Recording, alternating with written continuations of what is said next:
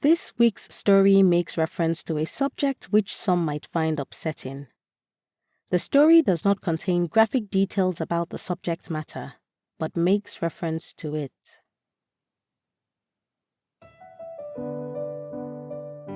Stories are torments we endure. My name is Osadumebi, and every week I will tell you a short story written by a Nigerian writer or author. That's the long and short of it.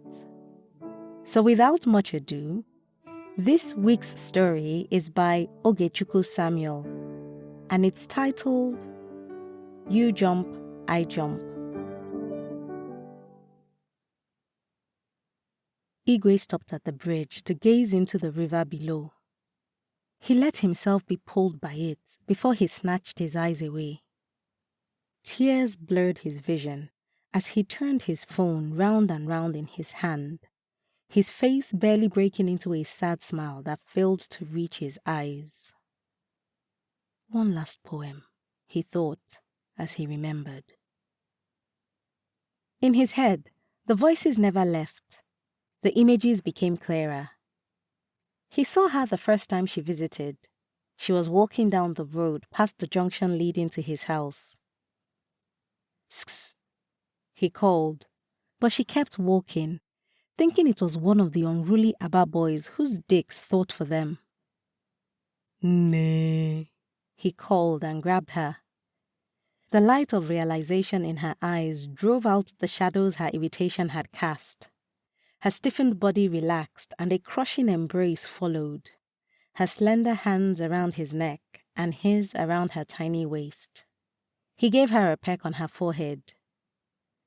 "You've gone past my house now. Are you going somewhere else?" he mumbled. "You did not, silly. I kept trying your number," she complained. "Sorry, the stupid battery just ran flat. That's why I came out here." "Chienu break, oh," a conductor yelled from a loading bus. They realized they were still entangled and ignored him. "Igwe, you're taller," she observed, looking up into his eyes. "Mm-hmm. Yeah. Wait, oh. You and I, who is taller?" "You, of course." "Ngwa, say it with respect." "You're taller than I am, ma." "Say it with reverence." "Okwa reverence. Okay now." "You are taller." "That is not reverence," she said, pushing his head. "You know, if you succeed in killing me, I will write first of a guy who worshipped a goddess that wanted too much respect. So she killed him and later got none." His arm was still around her as he guided her towards his house. "If you dare die before me, I will kill you again, and then I'll just find another guy." "You cannot, oh. You love me too much." "Da, get away." They walked slowly towards his house, like a curious-looking organism with 4 legs. "I will write of the virus queen who broke down walls and conquered cities," he was saying, drawing her closer. His breath was scented with mint. "And who is this virus queen?" "Oh, you know her." "Really?" "She is fair, dances like mad, a bit tall, eyes like abyss, mouth like whirlpool. Demands too much respect." "Ouch!" he cried as her hand once again connected with his head. "What's there?" "What's where?" "What is in respecting me?" "Oh, I do," Igwe said, his face turning serious. The seriousness did not last. They came to an open gutter they had to cross over, and Nneoma looked at him to see a mischievous glint in his eyes. "Should I carry you across?" he asked, barely containing his mirth. "If you try it, eh? Look at this boy, oh." Like I'm not old enough to jump across the gutter. Another push to his head, and another. At the house, he was surprised to see his elder brother, Tochi, who should have been at the office. "What are you doing here?" he asked as he shut the door after Norma. "Good afternoon," Norma greeted. Wow, you brought a flower," Tochi exclaimed, and left what he was doing to look Norma over. "He always exaggerates so, but he usually thoughts on you, almost as if he is afraid someone will snatch you from him," he told her in a conspiratorial tone. She blushed deeply. "Thank you." "Can I get you something to drink?" Tochi asked, taking her hand and leading her to the living room. She's my visitor, Oga, not your visitor," Igwe mumbled as he followed them in. "Well, she is beautiful," Tochi stated. "Yes, and so therefore," queried Igwe. "She gets to be my visitor too now. You are dreaming. Well, dreams come true. Then you are having a nightmare. Even those come true too." "Pia, Tochi, if you are having a nightmare, then she is not in it." "But I am not sleeping. See, my eyes are wide open." "You might as well be sleeping." "I'm not." "You are." "I am not." "You are." "I am not." "Can the two of you just stop?" Norma interjected, trying to control her laughter. "You guys are so like Tom and Jerry." They both stopped and stared at her. "Who is Tom?" Tochi asked. "Yes, who is Tom and who is Jerry?" Igwe queried. "Well," Norma said, drawing out the word, "I don't really know." "Ewo," the two brothers exclaimed in disappointment. "Hey, I found what I was looking for just as the two of you walked in," Tochi informed them. "I better get back to the office." "Yes, you better do that," Igwe advised happily. "Don't worry. I will just stay back next time. You will see." "Omalichanwa, I will see you later." "Bye," Igwe sang and pushed him from the room. "It was nice to see you, Tochi. Take care." Norma chipped in as Tochi winked at her. "Finally, we are alone," Igwe announced. "And what are you thinking?" Norma asked. "Me? Nothing, no." The forced innocence on his face was comical. "Really?" Norma's eyes disarmed him, pulling off the innocence like lovers peeling off each other's clothes. "I'm thinking of the labyrinth of your eyes. How easy it is to get lost there. And your nose. It stands on your elfin face like an imperial, exquisite piece of art." Norma smiled. Igwe had a way with words and he knew it. What Igwe would never tell her, though, was that he intentionally looked up words he could use to describe her. She was part of his study, a course of her own. "And?" Norma asked, giggling. "Your mouth. It makes me drool. Those lips of yours." "And?" "Baby, your slender neck. It makes me want to glide down it." "And?" "Your shoulders. A million kisses won't do right by them." "Oh, you've not said what I want you to say." "I haven't?" "Yes, you sly." "I'm wondering how you look naked." She gasped. Then she faced him squarely. You have spoiled. She tried to look serious. You and I, who is more spoiled? La la la la la la la. She sang in a bid to drown out his voice. He could not hold it anymore. He moved in and shut her up with a kiss. She jerked in surprise. Then she responded with a deep pull. They were interlocked in a wet exchange of passion, Norma's hands running through his hair, grabbing and pulling. It seemed as if their souls were on their lips and they could see into each other. They let their hearts take over as their hands moved frenziedly, yet purposefully over each other. When he slipped into her, the warmth was welcoming and tugged at him. It was not his first time, but it was different.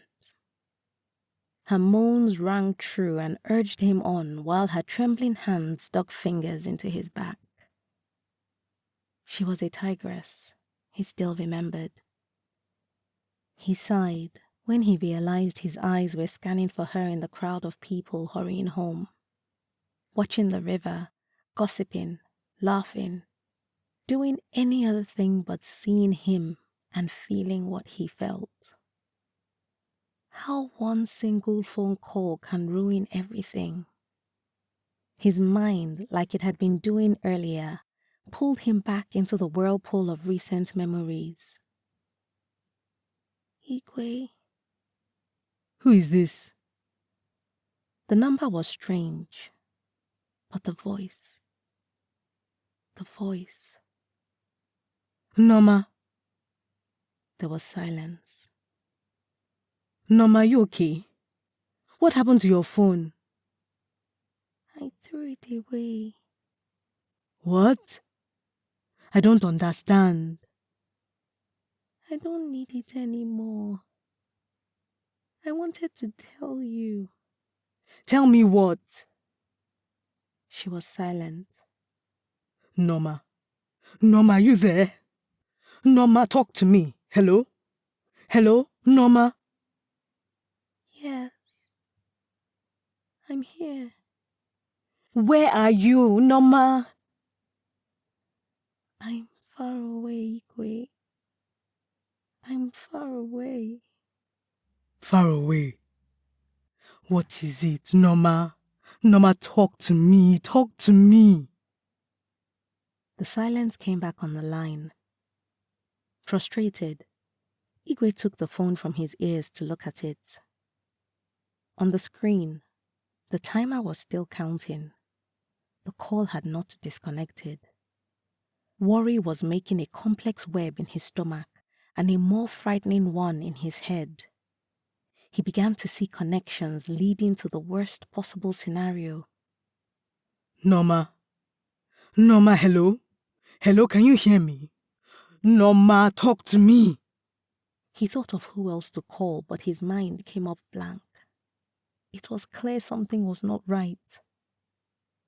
Igwe, I'm sorry. Sorry? Baby, don't. Nay, talk to me.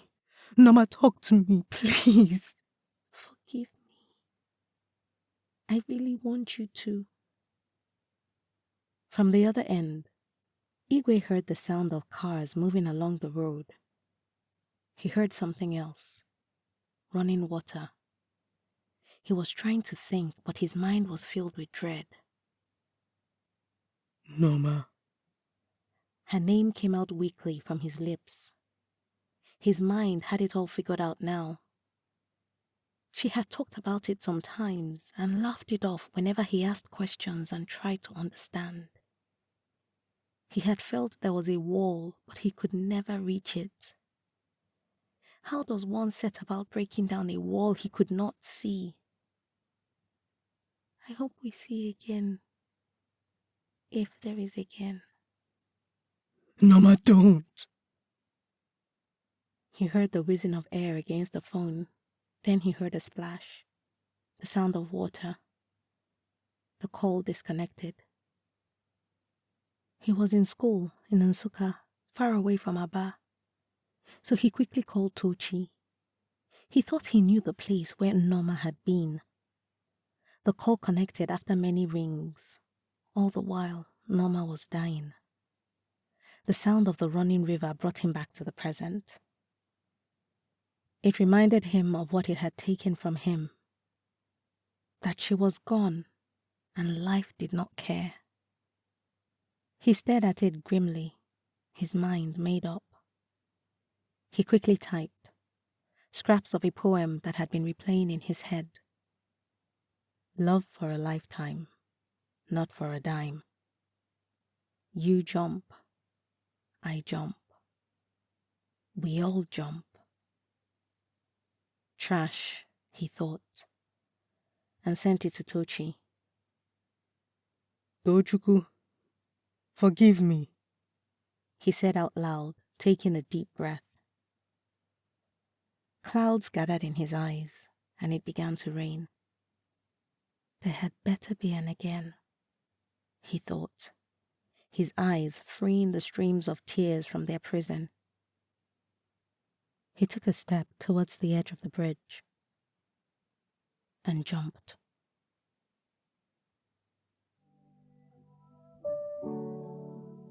Ogechukwu Samuel is a writer who resides in Nigeria. He is a freelance ghostwriter who has worked on several projects. He has also published stories in Mukana Press, Space Fantasy Mag, Kalahari Review, Ngiga Review, and various other literary platforms. His experimental speculative fiction titled 100 Tales is available on Amazon. You can connect with him on LinkedIn and Facebook at Ogechukwu Samuel and on Instagram at MusingMusite. You can also listen to his satirical podcast on YouTube with the handle at The Patriots. Details and links will be in the episode description. If you've got a story you would like to be featured on this podcast, or a published book you want to make into an audiobook, send an email to info@osadumebi.com or send me a message at Osadumebi on either Facebook, Instagram, LinkedIn, or X. I look forward to collaborating with you. And if you've enjoyed this week's episode, please subscribe, leave a review, and tell someone, everyone, that stories are a good escape for a few minutes each week.